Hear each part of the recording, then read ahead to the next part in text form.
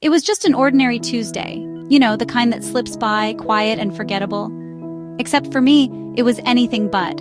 My first solo night shift as a nurse at Crestview Hospice. I remember how my hands shook as I wrote my name on the chart, how the hospital felt like a world apart from my textbooks, heavy with the weight of stories unfinished. There was one room they warned me about, room 207. Mrs. Ellington was her name. She hadn't spoken in weeks, just stared out the window, or so they said. Some whispered she was already halfway gone, but I've always believed that kindness matters most when it seems pointless. That night, I pushed open the door to room 207. The air inside was thick with lavender and something I can only describe as time.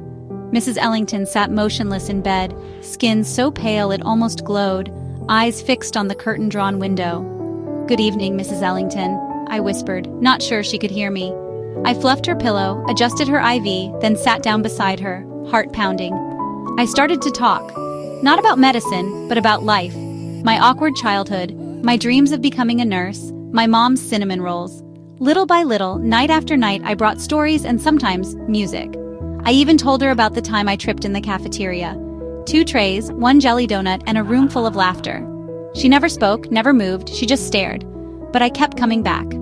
Weeks passed. One night, rain lashed the windows and the power went out. I fumbled my way to room 207 with a flashlight, lit a candle, and sat with her in the soft glow. Words felt small, so I sang instead. My grandmother's lullaby, barely above a whisper.